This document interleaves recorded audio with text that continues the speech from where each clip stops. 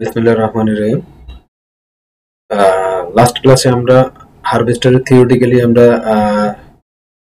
আলোচনা করেছিলাম। Theoretically harvester কি আর ডিটেলস আমরা জেনেছিলাম। আজকে থেকে আমাদের হারভেস্টারের ল্যাব ক্লাসটা আমরা দেখব। এর আগে আমরা ল্যাব ক্লাসের জন্য আমাদের একটা সার্ভার আমরা ইনস্টল করেছিলাম। এটা আমাদের ফার্স্ট মডিউল 1 এ আমরা দেখানো আছে। সেটা হচ্ছে প্যারট আছে, কালি লিনাক্স আছে। আমরা প্যারট দিয়ে আজকে আমরা দেখাবো কিভাবে হারভেস্টার ইউজ করে একটা ডেস্টিনেশন আমার ডোমেইনের অথবা অর্গানাইজেশনের ইনফরমেশন গ্যাদার করা হয়। তো আমরা কথা না বাড়াই, আমি এখন প্যারট সার্ভারে আছি। তো সেখানে যাওয়ার পর আমি টার্মিনালে যাব। প্রথমে আমি একটু বড় করি টার্মিনালটা। তো আমি অ্যাডমিন মোডে যাব। sudo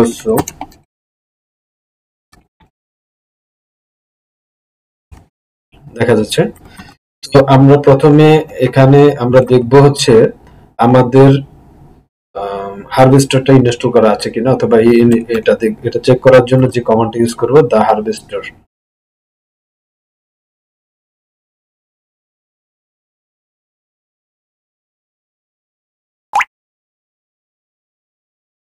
দা হারভেস্টার আমরা চেক করাবো। যদি ইনস্টল করা থাকে তাহলে আমাদের এখানে আসবে যে দেখা যাচ্ছে আমাদের হারভেস্টারটা ইনস্টল করা আছে এখানে। প্যারটে বাই ডিফল্ট ইনস্টল করা থাকে। তো এটা আর ইনস্টল করা লাগে না, কালিতে যেটা আমরা ইনস্টল করা লাগে টুলসটা। সো এটা দেখার জন্য, এটা হেল্প জন্য আমরা দা হারভেস্টার -h দিলে আমাকে হেল্প কি অপশন আছে সেটা দেখাবে। দেখেন এখানে অপশনগুলো চলে আসছে। এইচ দিয়ে কি বোঝাচ্ছে? হেল্প। আর ডি দিয়ে -d হচ্ছে ডোমেইন নেম, এল মানে লিমিট, এস দিয়ে -s মানে স্টার্ট, এরকম -s মানে স্ক্রিনশট নেওয়ার জন্য, ডিএনএস সার্ভারের জন্য -c, -t -r হচ্ছে ডিএনএস রিজলভের জন্য, -n হচ্ছে নেটওয়ার্ক ইনফরমেশনের জন্য, -f হচ্ছে ফাইল ইনফরমেশনের জন্য, -b হচ্ছে সোর্স। মানে এই কমেন্টগুলা, এই টুলসটা আমরা এই সাথে এই কমান্ডগুলো ইউজ করে আমি ইনফরমেশনগুলো গ্যাদার করা যায়। সো আমি -help দিয়ে এটা দেখে নিতে পারছি। সো আমরা এখন দেখব হচ্ছে কি একটা ডোমেইনের থেকে অথবা একটা অর্গানাইজেশনের মেইল ইনফরমেশন আর ডোমেইন ইনফরমেশন, সাবডোমেইন কিভাবে বের করে নিতে হয় সেটা আমরা একটু দেখব কিভাবে বের করে। প্রথমে আমি লিখব দা হারভেস্টার।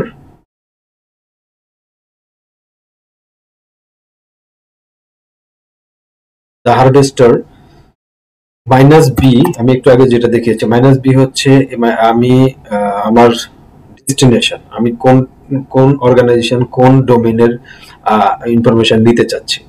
তো এরপরে হচ্ছে ওই ডোমেইনের নাম।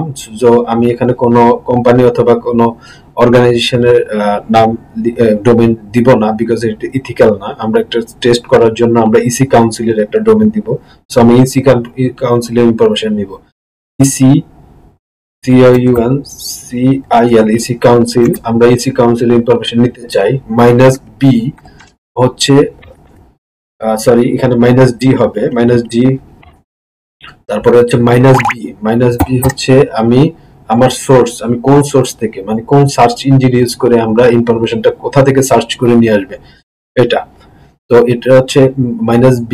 এরপরে হচ্ছে আমি দিব হচ্ছে সার্চ ইঞ্জিন, একটু আগে দেখেছি বিং।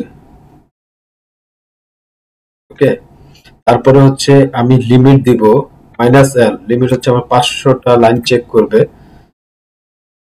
ওকে, এরপর আমি এন্টার দিব। দেখেন আমাকে একটা সার্চ রেজাল্ট নিয়ে আসবে, অটোমেটিক্যালি সেটা নিয়ে আসছে। সার্চ করে কোনো কিছু পেল না। আমি আরেকটু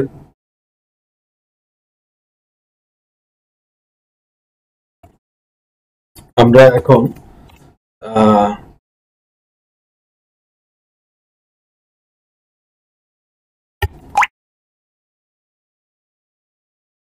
একটু দেখি। -l লিমিট নিলাম, -b। আমি একাধিক সার্চ ইঞ্জিন ইউজ করব, অনেকগুলো সার্চ, এটার জন্য বিং, তারপরে হচ্ছে ইয়াহু, তারপরে হচ্ছে duck, DUCK, duck, DUCK, duck, DuckDuckGo use করলাম, দেখি এখান থেকে আমি অনেকগুলো সার্চ ইঞ্জিন থেকে কি আসে।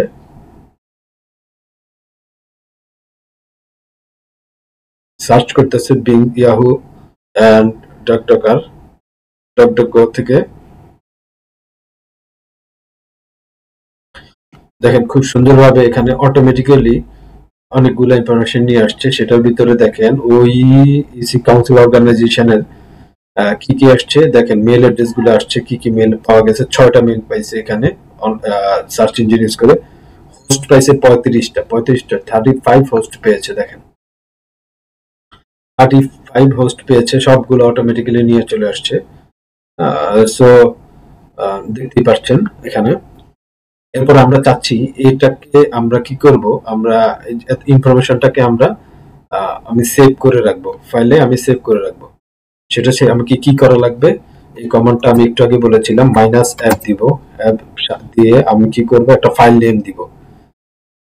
ফাইল নেম হচ্ছে, আমি সাপোজ হচ্ছে এটা email report, email underscore report,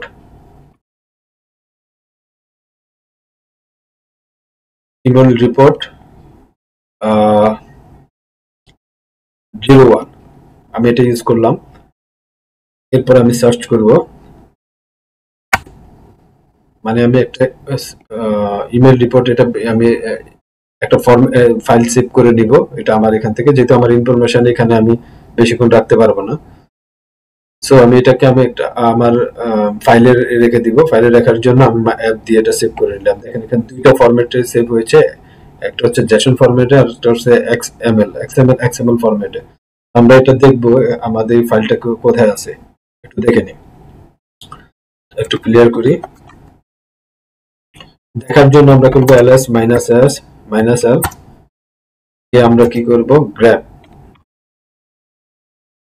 grab দিলে আমার এখানে কোন কোন ফাইলে, যে দেখেন আমি যেটা ফাইলটা সেভ করেছি ওই ফাইলটা এখানে আছে। দেখেন চলে আসছে ফাইলটা, ইমেল রিপোর্ট 01 জেসন ফরম্যাট, আর আরেকটা হচ্ছে ইমেল 01 XML ফরম্যাট। দুইটা ফরম্যাটে আমরা সেভ করেছি। তো আমরা এখন আমাদের প্রয়োজন অনুসারে আমরা যখন এটা অ্যানালাইসিস করব, এই ফাইল এখান থেকে দেখব। দেখার জন্য আমরা কি করতে হবে, ভিম দিয়ে আমাদের কোন ফরম্যাটটা দেখতে চাই, জেসন ফরম্যাটটা দেখতে চাচ্ছি।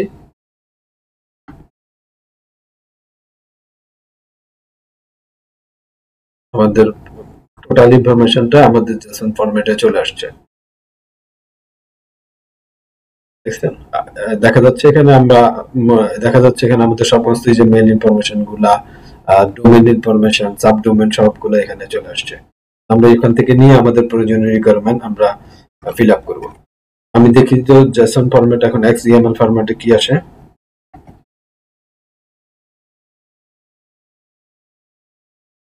ভিম করে আমি XML ফরম্যাটে দেখি, ভিম ফরম্যাটে সেভ হয়েছে।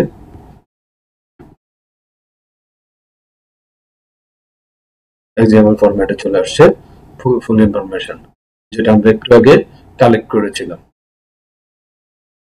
তো এতটুকুই ছিল আজকের মেল এন্ড ডোমেইন কিভাবে কালেক্ট করে হারভেস্টার ইউজ করে। তো নেক্সট ক্লাসে আমরা আরেকটা ভিডিও নিয়ে আসবো ইনশাআল্লাহ, সেখানে দেখবো হচ্ছে ডিএনএস কিভাবে ইনফরমেশন কিভাবে নিয়ে আসে। ওকে, আল্লাহ হাফেজ, আসসালামু আলাইকুম।